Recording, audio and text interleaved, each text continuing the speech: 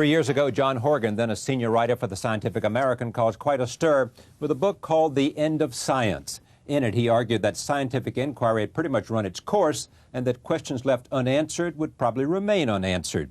He has now followed up that controversial work with a new book called The Undiscovered Mind, How the Human Mind Defies Replication, Medication, and Explanation. I'm pleased to have John Horgan back on this broadcast. Welcome back. Nice to be here. Tell me about, first of all, why The End of Science attracted so much controversy. Well, first of all, I was delighted that it did. I suspected that it would because even when I was working on the book, I would meet people at cocktail parties, not just scientists, but lawyers, doctors, anyone, and I would tell them that I was working on a book that was going to argue that this great run of scientific progress that we've had might come to an end. The universal reaction was that I had to be out of my mind. And not only that, un-American. Yes, right, because we worship progress in this country, and we have had extraordinary progress over the last 100 years, both pure scientific progress and technological progress.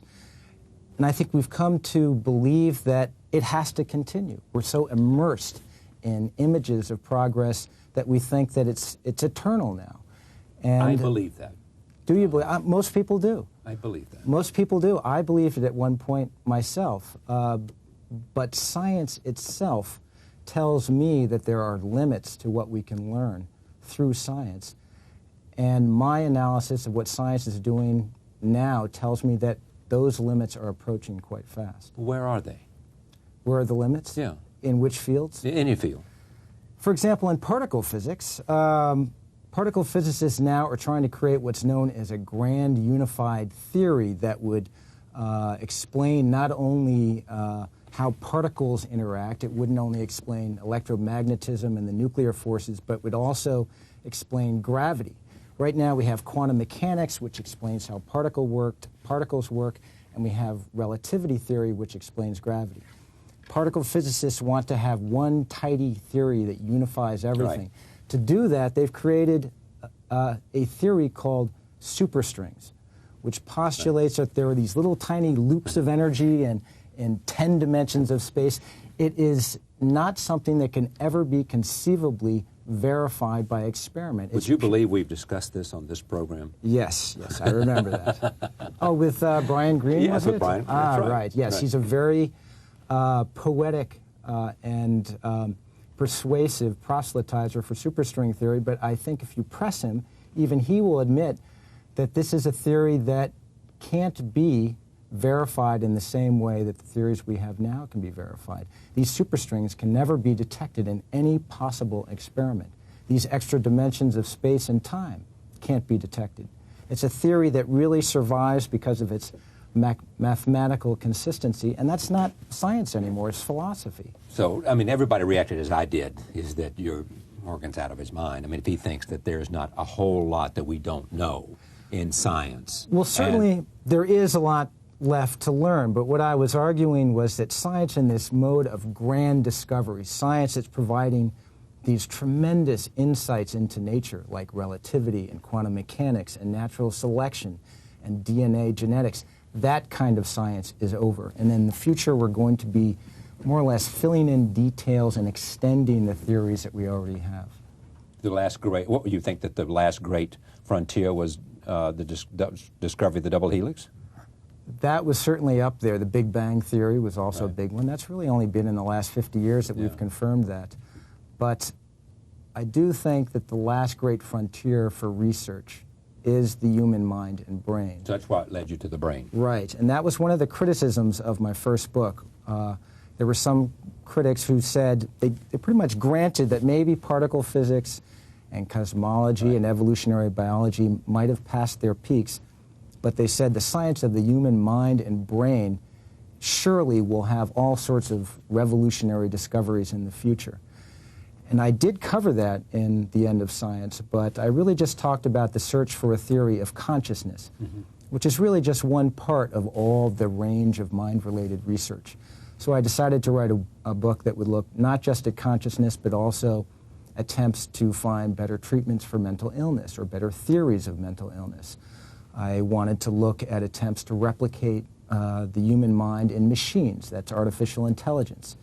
I wanted to look at the attempt to unravel the contributions of nature and nurture to human personality. That's a field called behavioral genetics. So I decided to look at all these things in much more detail and assess what they've done so far and what their prospects are for the future. And so? I concluded, I guess not surprisingly, that the record... You were right in the first place. Yes, yes. That's what you concluded. Surprise, surprise. The record really has been very poor so far, especially when compared to all the exaggerated claims and hype made for some of these fields. And I certainly hope there will be progress in the future, especially when it comes to better treatments for mental illness. But I don't think it's premature to suggest at this point that in certain respects the mind might just be scientifically intractable. We might not be able to really comprehend it the way we want to. Wait, you believe that's true? Or I believe that's true. I'm proposing that. Good. On the other hand, I would hate for that to become a self-fulfilling prophecy. Obviously, this kind of research has to continue. The consequences of mind-related science are so vast, the potential good is so tremendous that we have to keep doing it. Just something like a cure for schizophrenia would be immensely valuable. So we can never stop looking for these things. Oh man, I think we have just begun to scratch the surface of understanding brain chemistry, to take one. This is it's one of the common arguments against what I'm saying, is that this kind of research is just beginning. Exactly. How can you say it's over when it's just starting? And that's not true, actually. The history of just the capacity to measure. We just have the tools for a short time. We do have some very powerful tools that have just come online in the last 20 years or so. Brain scanners and micro-Luddite. No, I'm not. You are. Absolutely not. No, I am not a Luddite. I believe very much in science and technology. I'm very fond of my laptop computer and my fax machine. I would love to see better treatments for mental illness. So what do you want to do? You want to say to all those young students coming out of med school and getting their PhDs in science and in medicine and in genetics and in computer sciences and all of that, it's silly. Forget it, because it's over. The questions are unanswerable, or they've been answered, so therefore just go out and become a banker. Good question. You know, I was actually invited to give a speech at MIT to the incoming freshman class. Right. And the title of the speech would be, "Why are you here?" Yeah, to tell you the truth, I was a little baffled as to why they invited me. I thought it was some kind of strange joke. And it worries me that my message might be perceived as so negative that it turns young people off from science. And really, honestly, that is the last thing that I would intend. I believe that science criticism has a place because bad theories can have damaging consequences. I think that our dependence on drugs right now has gotten way out of hand. Psychopharmacology is much too powerful in psychiatry. In the past, we've had theories like eugenics. You think lithium is too powerful? Lithium is a very problematic drug. It was once touted as a virtual cure for manic depression. It's far from that. Yeah, but I guarantee, listen, before you start down that road, I can tell you that there are a lot of people, if they did not have lithium, they would be either manic or depressive tomorrow, and 2 weeks later, it's suicide. That's the theory. I think we're better, and I say in my book, I think we're better having these drugs than not having them. But the drugs are far from perfect, and any psychiatrist will tell you that. So therefore, there's more room to make them perfect. Come on, I mean, that's exactly why. Exactly, and I do think that we need this kind of research to continue. I guess what I hope to accomplish with my criticism is to raise the standards of evidence for these theories of human nature and these treatments that we apply to ourselves, so that we don't go running off with the latest fad, whether it's psychoanalysis but I don't hear that people or are blue eugenics. skying these kinds of things. I mean, I find that the people engaged in, okay, I know you look at me incredulously. I find that people engaged in these inquiries are very, very sincere, very engaged by this legitimate search for answers. It depends. Maybe when they're talking to you, they're relatively modest. In my book, I talk about, for example, behavioral genetics. This is the field that is giving us the gene for gayness or schizophrenia or manic depression or impulsive behavior. I mean, you've seen those stories. They Do you believe there's a gene for manic depression? The evidence for a gene for manic depression is very flimsy. What generally happens is that you get one study of a single population that finds it, the next study doesn't find it. Okay, my point is actually, first of all, it's probably not one gene. I mean, that was a misstatement from the beginning. It's probably many genes. I do think that genes contribute to personality and to mental illness. Contribute to personality? Contribute. I would hope so. But experience has been downgraded as a contributor to personality over the last few decades as genetics has become more powerful. And it's gone too far in the direction of genes. And I think it's important for us to remember that experience is still a large contributor. And the research that is supporting the genetic paradigm is really not very good. That's what I'm trying to show in the book. And it's not just my argument. I try to show that the science itself tells us that. When you took this idea to your literary agent, following on the heels of the other book, The End of Science, according to lore, the literary agent said to you, what's the upside? We don't want to leave them depressed. Right. And what did you say? I came up with two upsides. The first upside, and I think I've already touched on this, is that we have this passion to know about ourselves, and there's a danger that we will seize on supposedly scientific theories of human nature that are really pseudo-theories. And these theories can have damaging consequences. We've seen that with Marxism. We've seen it with eugenics, which mutated into Nazism. Right. I think we're seeing it now with an excessive prescription of psychiatric drugs. We've seen it with like Prozac. Is that your principle? Prozac. The largest market, the fastest growing market for Prozac now is children under the age of 12. But who's giving it to them?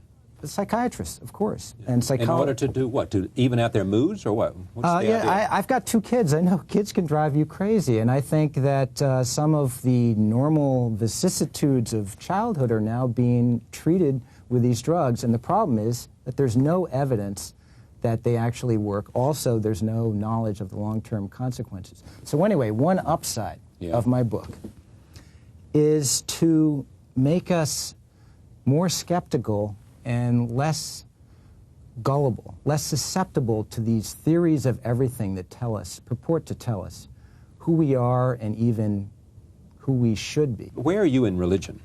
Let's see, what would I be? I don't know, lapsed Catholic and now a seeker. Ah, a seeker. Yes, a seeker. A seeker of something that's meaningful to you?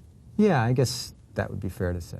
I mean, is this an active search, or are you just waiting for it to happen? Actually, it's an active search, and it even coincides with my career interests. I'm just starting a book on mysticism. Oh, great.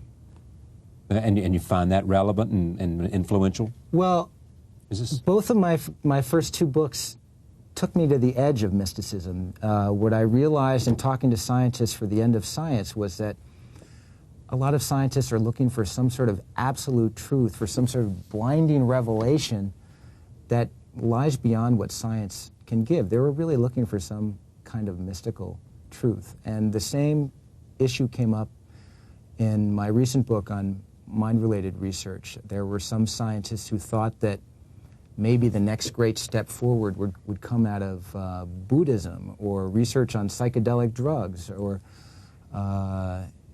anyway, explorations of the mystical realm.